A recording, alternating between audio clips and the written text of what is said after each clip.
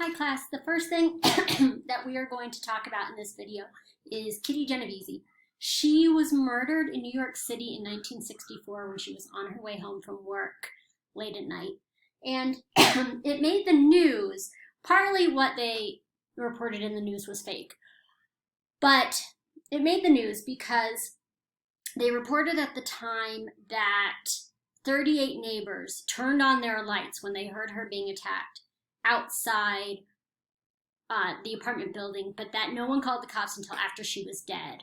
And the killer actually attacked her and then saw the lights and ran off and then came back and finished killing her. So what was not true, by the way, people did help her before she was dead. She died in the arms of one of her neighbors that she knew.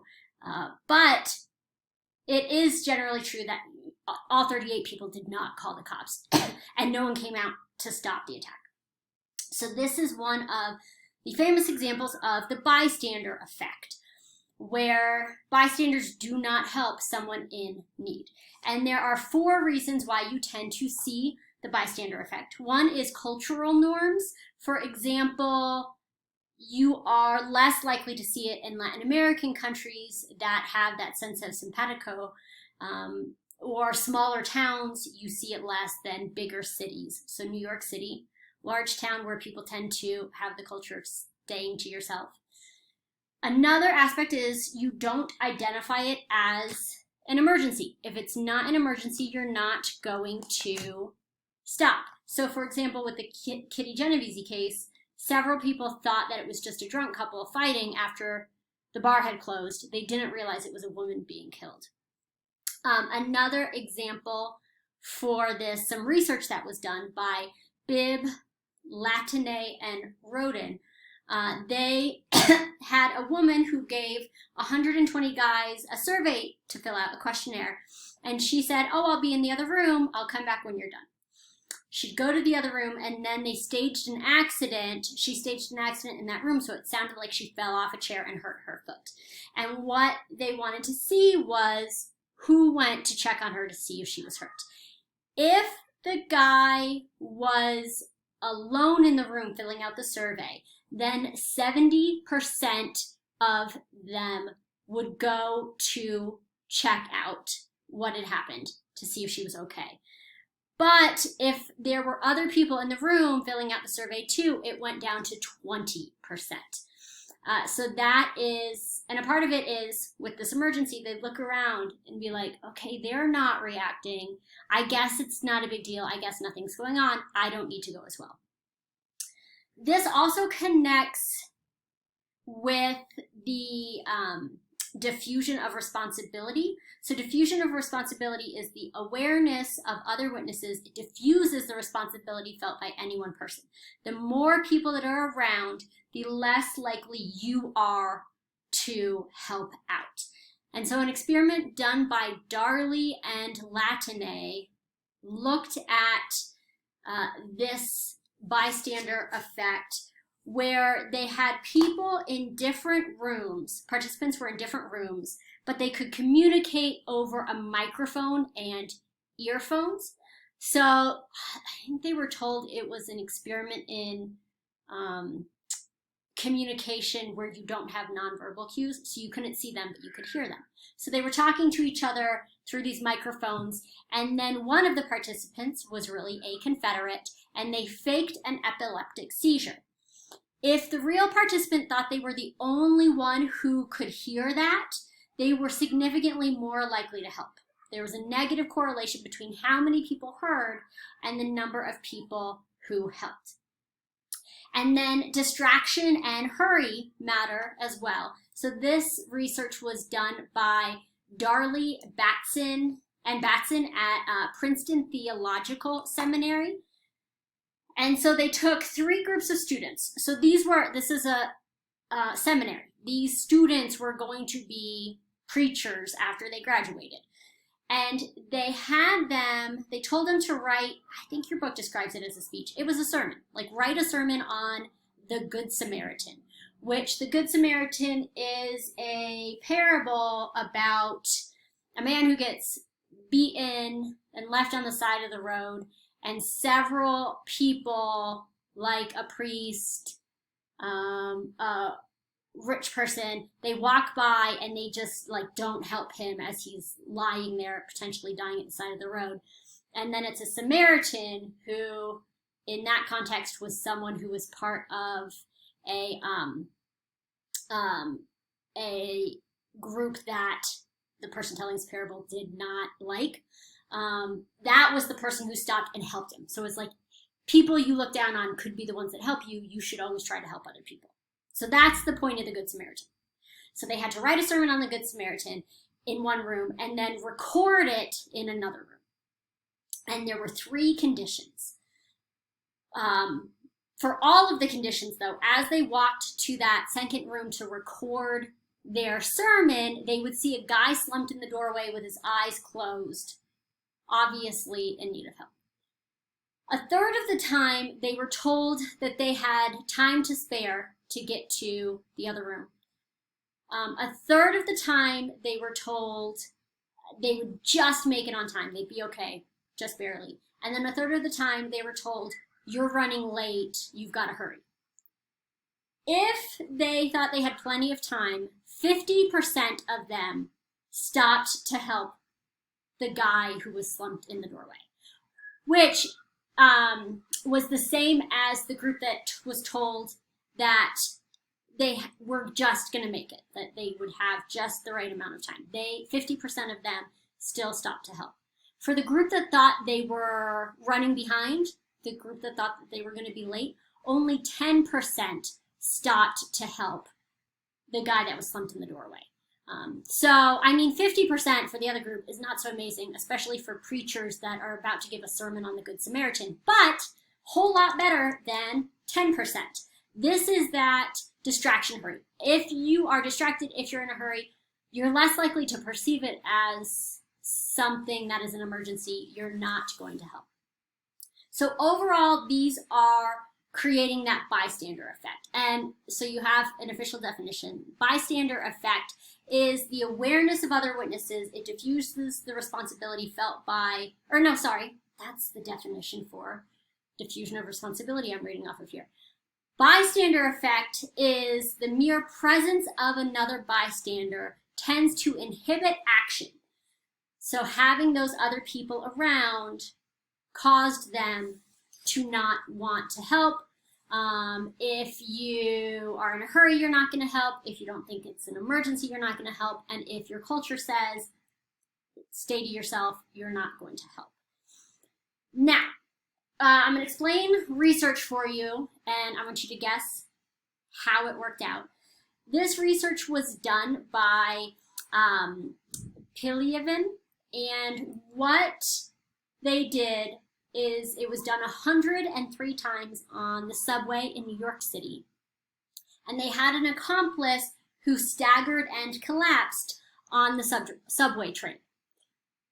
My question for you, how often was this person helped? Okay, so it was 95% of the time. This basically goes against these other variables we've talked about. It's these people are in a hurry. There's tons of them in this area. Like, how is this person getting helped almost all of the time? Even if they looked drunk, like there was a bottle and a smell, they were helped over 50% of the time. What this is common fate. There are 2 factors that increase the chance someone will get helped in a situation like the subway train. One, people had the feeling of sharing a common fate. They're stuck in this train together. They're all going to the same location.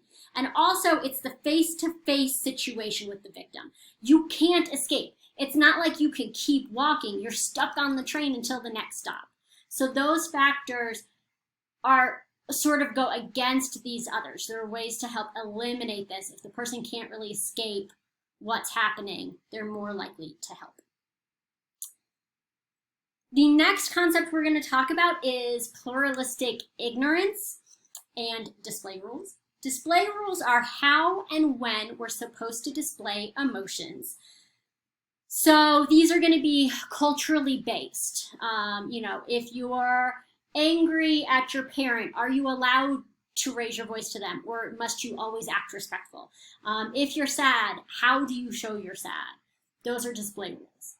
Emotion work is when you act out an emotion you don't feel because you believe it's socially appropriate.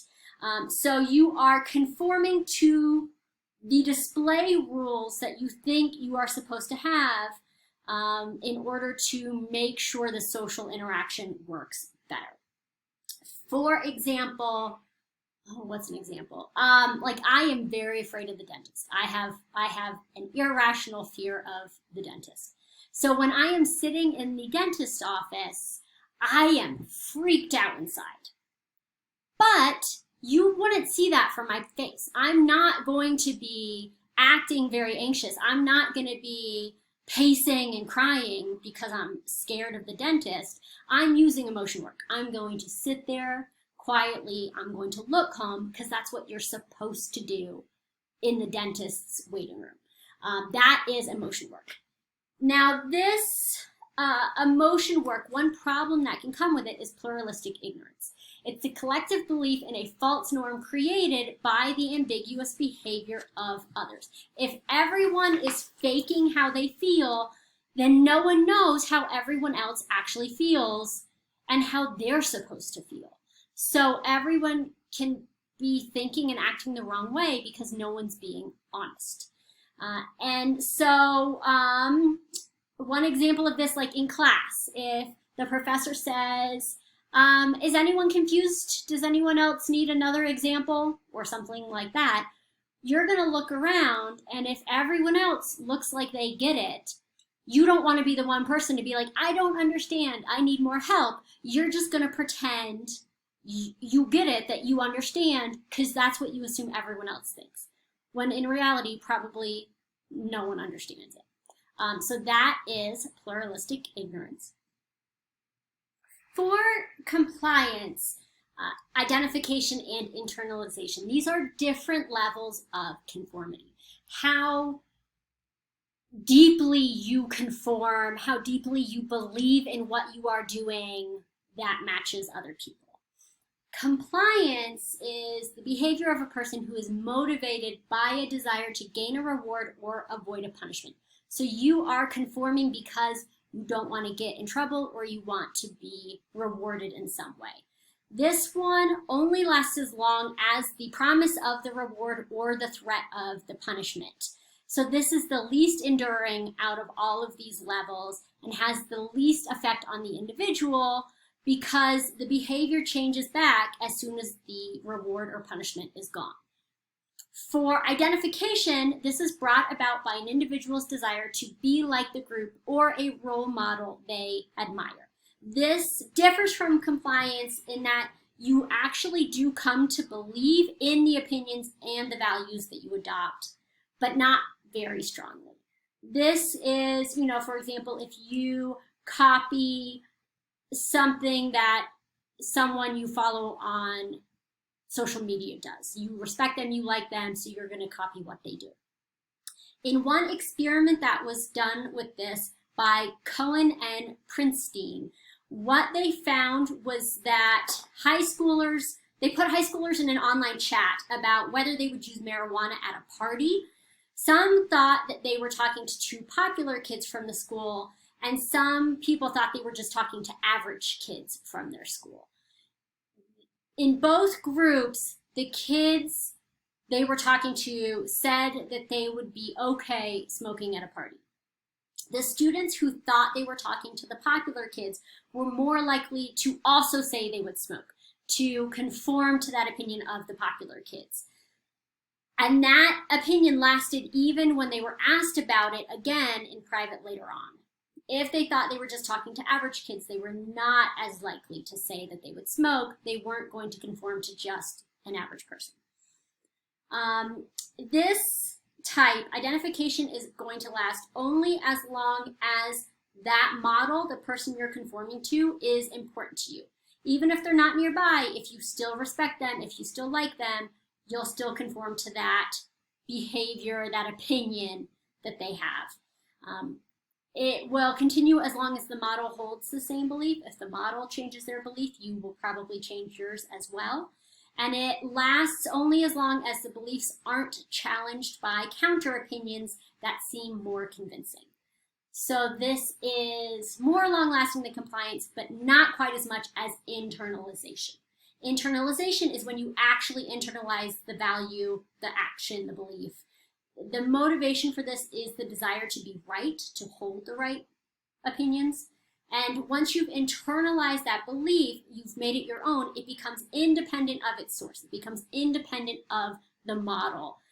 So it's very resistant to change. This will last even if you decide you don't like the model anymore. So this is the most permanent level of conformity, because the motivation to be right is really powerful. It's self-sustaining. It's not based on that model. It doesn't depend on the rewards and punishments. It's going to last a little longer. Okay, so the next thing we are going to talk about is Milgram and his obedience study. So Stanley Milgram did this study after World War II, and he did it because he did it in the 50s, late 50s. He did it at Yale University, but he used average people from New Haven. He didn't use Yale students. He put an ad in the paper, and he said he was doing an experiment on using punishment to help with memory and learning. So the participants, well, first, why he was doing this. He did this because after World War II, you know, when everyone learned about the level of atrocity for the Holocaust, a lot of people were like, how could this happen? How could the Nazis do what they did? But then how could, you know, not even the high-level Nazis, but the average soldiers, how could they go along with these atrocities? How could the guards at the concentration camp do what they did? How can normal people do such atrocious things? And so for a lot of people, they just said, because they're not normal, they're evil. Like only evil people would participate in the Holocaust. Same thing, you know, this was in 94 with the Rwandan genocide. How could normal people go participate in atrocious acts? The general assumption in the world is it's just because they're evil people. And so Milgram wanted to study this. So he brought people in, and they would be randomly selected to either be the teacher or the learner. All of the real participants were always chosen as the teacher. It was, you know, deception. And so they would see the learner get brought to another room and have their hands attached to a shock pad. And then they'd go back to the original room, and they would sit in front of this machine. You'll see it in the video. And they would say one word of a word pair, and then they'd give options for what the other word in the word pair was. And then the learner would have to choose on his machine, A, B, C, or D, which word was the correct pair for that word that he had supposedly memorized. And if he got it wrong, he got an electric shock. And it started at 15 volts and then went up at 15 volt increments. So 15, then 30, then 45, all the way up to 450 volts. You know, this is a setup, so the learner would screw up a lot. And at the fifth shock level, 75 volts, he would start like moaning, grunting with the shock, it hurts. At 150 volts, he would be asked to be let out, like, get me out of here.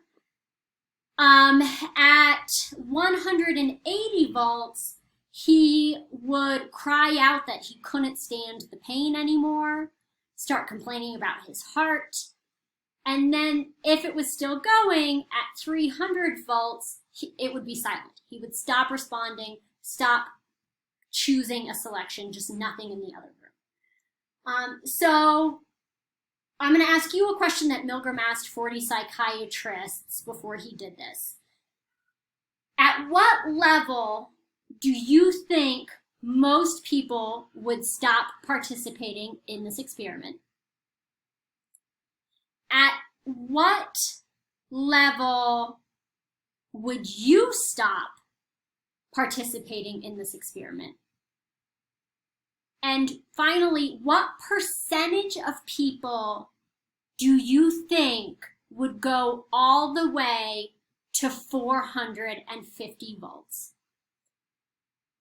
Okay, so for the psychiatrists that he asked, most assumed that people would stop at 150 volts as soon as the learner asked to be let out of the study.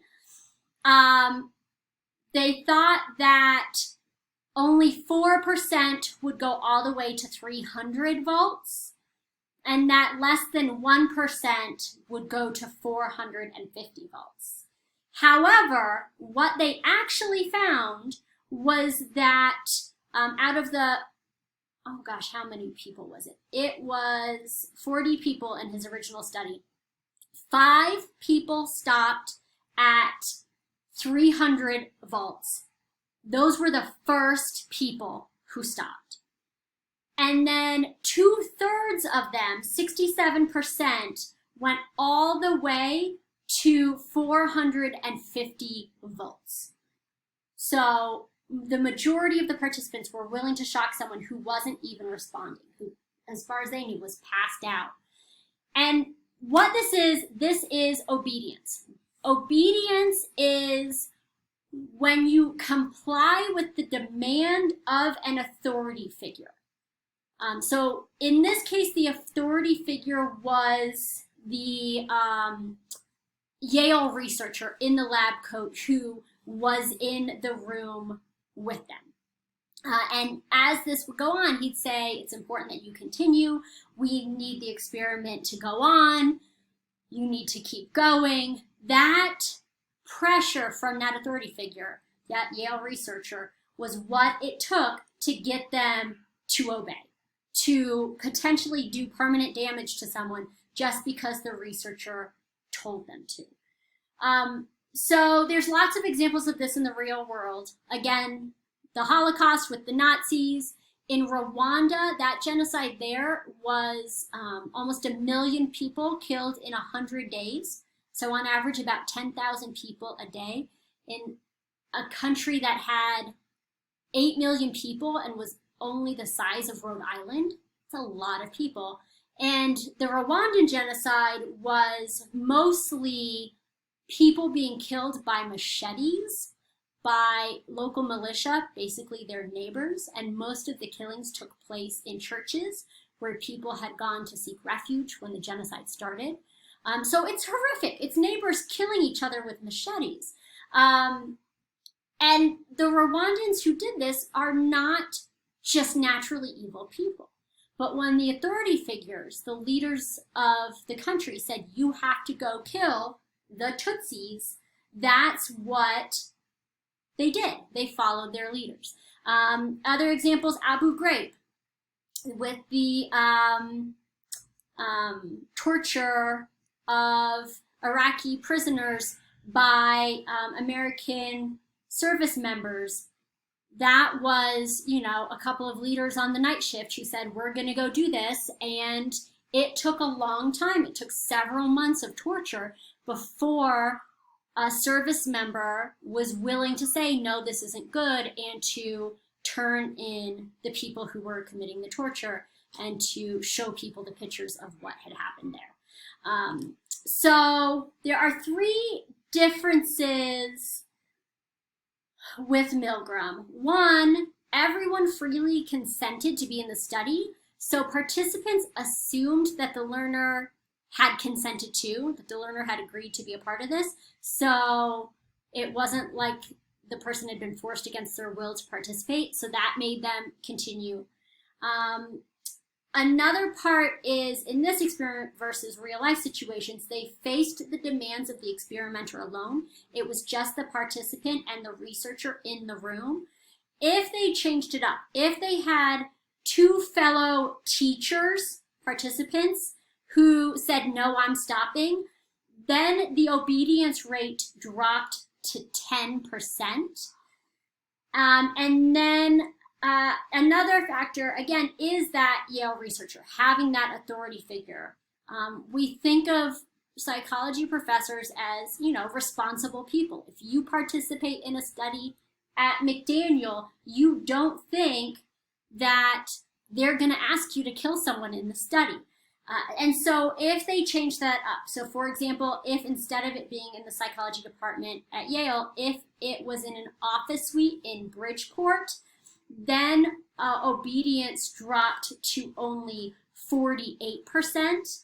And then if they had a non-authoritative substitute instead of the scientist, it dropped to only 20%. Other factors that can play a part.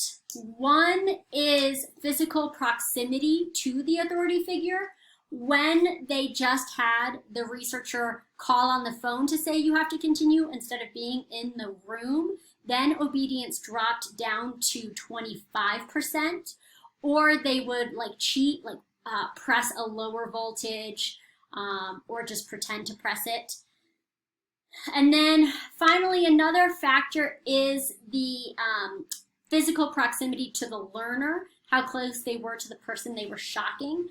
If they were in the same room as the learner, then it dropped down to 40% if they could see the learner as he was getting shocked. And if they were forced to hold down the hand of the learner on the shock pad while he got shocked, then it dropped down to 30%.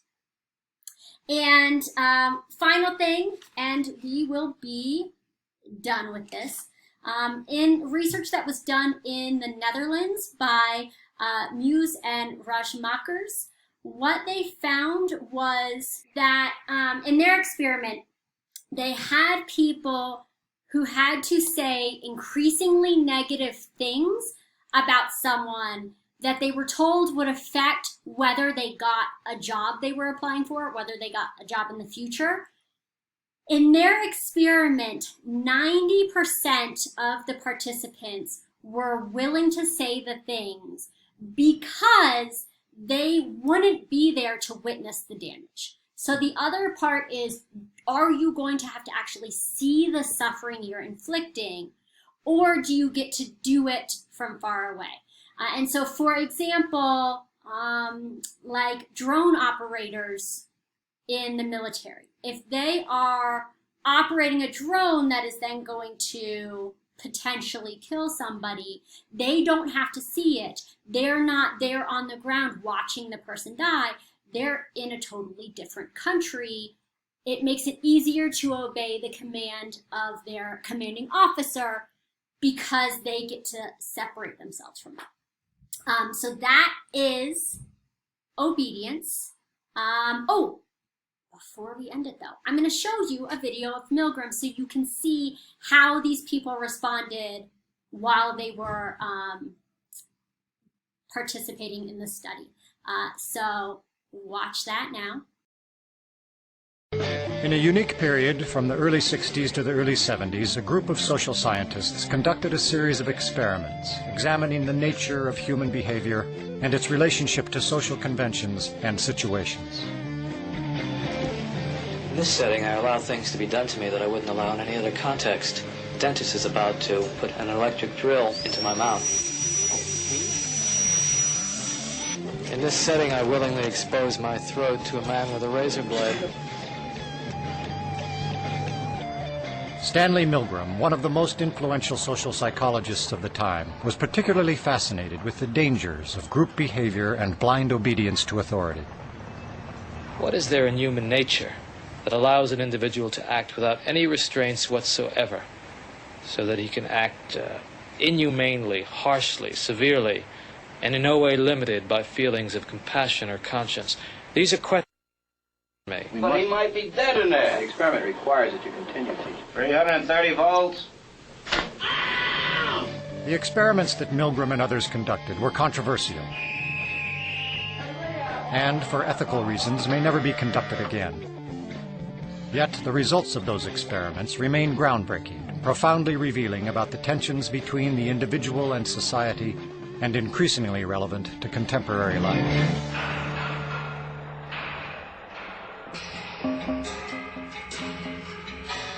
In 1962, Stanley Milgram shocked the world with his study on obedience. To test his theories, he invented an that would become a window into human cruelty. In ascending order, a row of buttons marked the amount of voltage one person would inflict upon another. Milgram's original motive for the experiment was to understand the unthinkable, how the German people could permit the extermination of the Jews. When I learn of incidents such as the massacre of millions of men, women, and children perpetrated by the Nazis in World War II, how is it possible, I ask myself, that ordinary people, who are courteous and decent in everyday life, can act callously, inhumanely, without any limitations of conscience? Now, there are some studies in my discipline, social psychology, that seem to provide a clue to this question. The problem I wanted to study was a little different. It went a little bit further. It was the issue of authority. Under what conditions would a person obey authority who commanded actions that went against conscience? These are exactly the questions that I wanted to investigate at Yale University. It is May 1962. An experiment is being conducted in the Elegant Interaction Laboratory at Yale University. The subjects are 40 males between the ages of 20 and 50 residing in the greater New Haven area. Psychologists have developed several theories to explain how people learn. One theory is that people learn things correctly whenever they get punished for making a mistake. 40 years later, Milgram's infamous experiment, obedience, is still taught in classrooms around the world. Would you open those and tell me which of you is which, please? Teacher. Learn. All right, now the next thing we'll have to do is set the learner up so that he can get some sort of punishment. What inspired Milgram, I would say there were a number of factors. One of them is he was very ambitious. He wanted to make a mark in social psychology.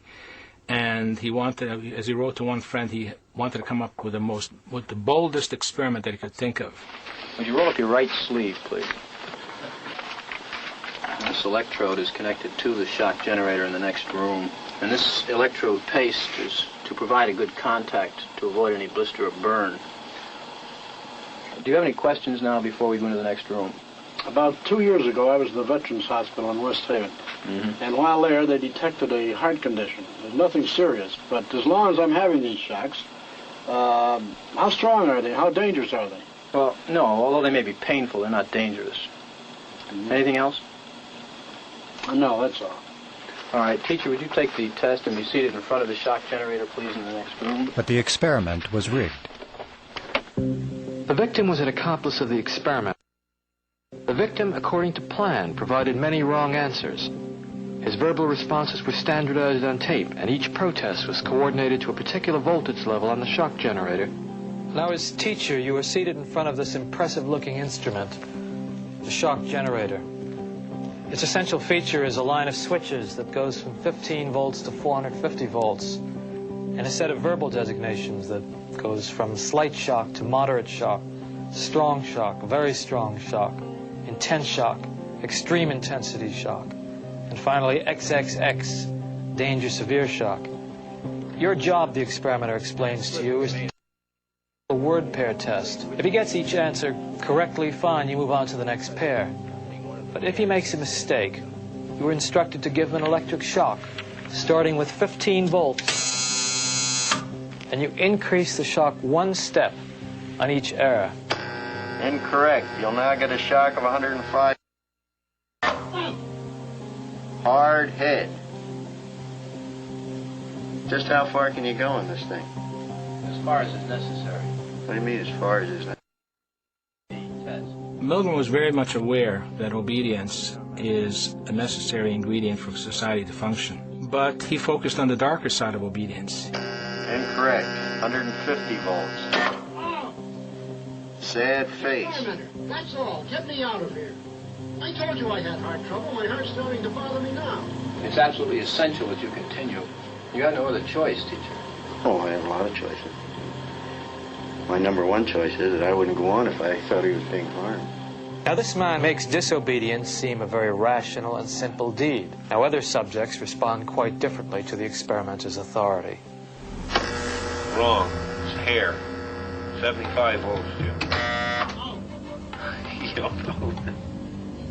Please continue. Some psychologists were troubled by the ethics of it. Many, if not most subjects, found it a highly stressful, conflicted experience. People are stammering, stuttering, laughing hysterically, inappropriately. 150 volts. Experimenter, that's all. Get me out of here. I told you I had heart trouble. My heart's starting to bother me now. Get me out of here, please. Let me out of here. You have no right to keep me here. Let me out. Let me out of here. Let me out. Continue, please. Let me out of here. My heart's bothering me. Let Go me on. out. Let me out. Clearly, when we say people went to the top of the shockboard, it wasn't like they were going blithely, sadistically. People went stop and go, stop and go. They were in a state of conflict, which was created a tremendous amount of stress. So that was the main critique. This will be at 3:30.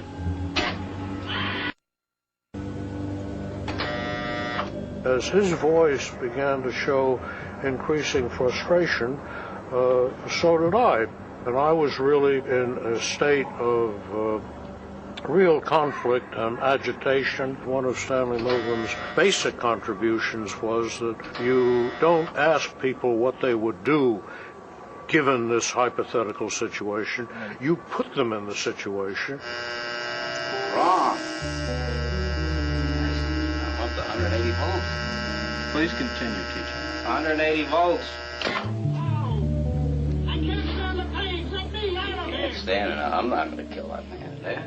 According to Milgram, one of the things that's a prerequisite for carrying out acts that are evil is to shed responsibility from your shoulders and hand it over to the person in charge. I mean, who's going to take the responsibility if anything happens to that gentleman? I'm responsible for anything that happens here. Continue, please. Next one's slow. He didn't hold any gun to anybody's head. Just the fact that he conveyed a sense of authority. Roughly 60-65% of the people went all the way to the top of the shock board. 450 volts. That's it. Now continue using the last switch on the board, please. The 450 switch for each wrong answer. Continue, please. I'm not getting no answer. Don't the man's health mean anything? Whether the learner likes it or not, we But must... he might be dead in there. Milgram made the point, I think very effectively, that the Nazis weren't all a bunch of psychopaths at Belsen and Dachau. A death camp from the middle class in New Haven. Well, who was actually pushing the switch? I was. But he kept insisting. I told him no, but he said he's got to keep going. What kind of obedience would Milgram get today if he were to do the experiment today? Probably about the same. Probably about the same. Why? I don't know. I think people are just inherently obedient. It just really shows like how far human beings will go to appease what they perceive to be an authority figure. Milgram has identified one of the constants, one of the universals of social behavior. The readiness to obey authority cuts across time. It's a constant. The other outstanding and distinctive thing about the obedience experiment is how much it has and keeps on permeating contemporary culture and thought. It's still with us in very, very important ways. And now that is it for this video. That is it for conformity for this chapter.